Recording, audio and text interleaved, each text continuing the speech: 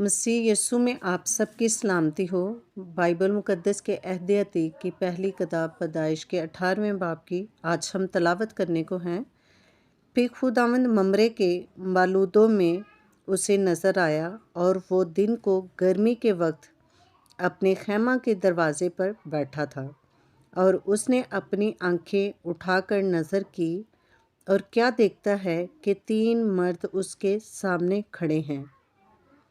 وہ ان کو دیکھ کر خیمہ کے دروازے سے ان سے ملنے کو دوڑا اور زمین تک جھکا اور کہنے لگا کہ اے میرے خداوند، اگر مجھ پر آپ نے کرم کی نظر کی ہے تو آپ اپنے خادم کے پاس سے چلے نہ جائیں، بلکہ تھوڑا سا پانی لایا جائے اور آپ اپنے پاؤں دھو کر اس درخت کے نیچے آرام کریں۔ میں کچھ روٹی لاتا ہوں، آپ تازہ دم ہو جائیں تب آگے بڑھیں، کیونکہ آپ اسی لیے اپنے خادم کے ہاں آئے ہیں۔ انہوں نے کہا، جیسا تو نے کہا ہے ویسا ہی کر۔ اور ابراہیم ڈیرے میں سارا کے پاس دوڑا گیا اور کہا کہ 3 پیمانہ باریک آٹا جلد لے اور اسے گوندھ کر پھلکے بنا۔ اور ابراہیم گلے کی طرف دوڑا اور ایک موٹا تازہ بچھڑا لا کر ایک جوان کو دیا، اور اس نے جلدی جلدی اسے تیار کیا۔ پھر اس نے مکھن اور دودھ اور اس بچھڑے کو جو اس نے پکوایا تھا لے کر ان کے سامنے رکھا، اور آپ ان کے پاس درخت کے نیچے کھڑا رہا، اور انہوں نے کھایا۔ پھر انہوں نے اس سے پوچھا کہ تیری بیوی سارا کہاں ہے؟ اس نے کہا، وہ ڈیرے میں ہے۔ تب اس نے اس سے کہا، میں پھر موسم بہار میں تیرے پاس آؤں گا، اور دیکھ تیری بیوی سارا کے بیٹا ہوگا۔ اس کے پیچھے ڈیرے کا دروازہ تھا۔ سارا وہاں سن رہی تھی، اور ابراہیم اور سارا ضعیف اور بڑی عمر کے تھے، اور سارا کی وہ حالت نہیں رہی تھی جو عورتوں کی ہوتی ہے۔ تب سارا نے اپنے دل میں ہنس کر کہا، کیا اس قدر عمر رسیدہ ہونے پر بھی میرے لیے شادمانی ہو سکتی ہے؟ حالانہ میرا خاوند بھی ضعیف ہے۔ پھر خداوند نے ابراہیم سے کہا کہ سارا کیوں یہ کہہ کر ہنسی کہ کیا میرے جو ایسی بڑھیا ہو گئی ہوں واقعی بیٹا ہوگا؟ کیا خداوند کے نزدیک کوئی بات مشکل ہے؟ موسم بہار میں معین وقت پر میں تیرے پاس پھر آؤں گا اور سارا کے بیٹا ہوگا۔ تب سارا انکار کر گئی کہ میں نہیں ہنسی، کیونکہ وہ ڈرتی تھی۔ پر اس نے کہا، نہیں، تو ضرور ہنسی ہے۔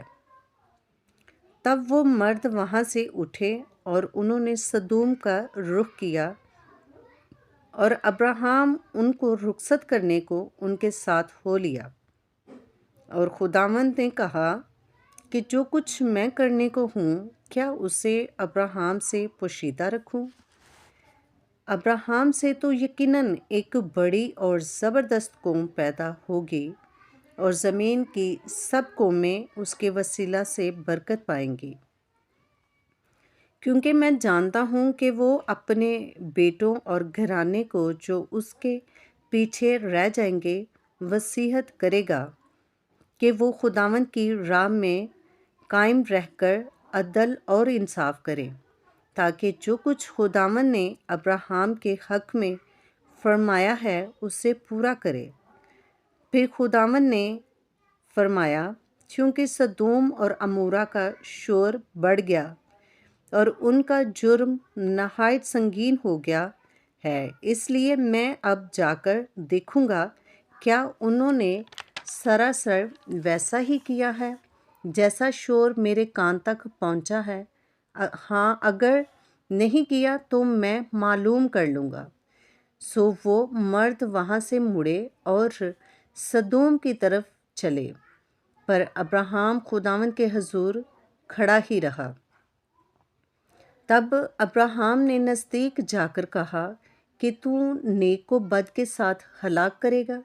शायद उस शहर में 50 रास्तबाज हों, क्या तू उसे हलाक करेगा और उन 50 रास्तबाजों की खातिर जो उसमें हैं हों उस मकाम को ना छोड़ेगा?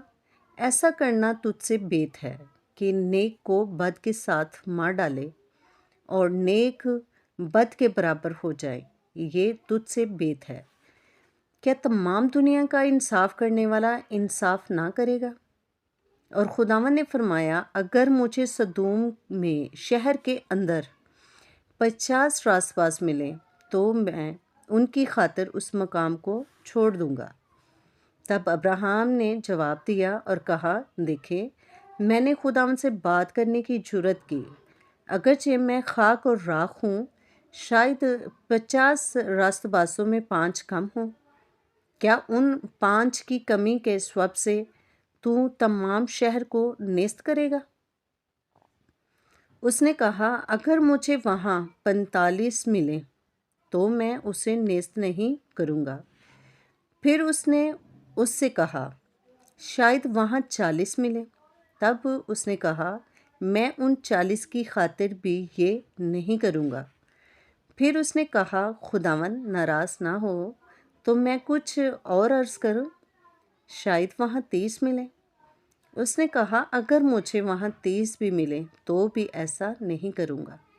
फिर उसने कहा, देखें, मैंने खुदावंद से बात करने की जुर्रत की, शायद वहाँ 20 मिले।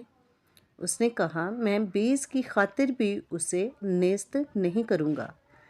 तब उसने कहा, खुदावंद नाराज़ ना हो तो मैं एक बार और कुछ अर्ज़ करूँ, शायद वहाँ 10 मिले।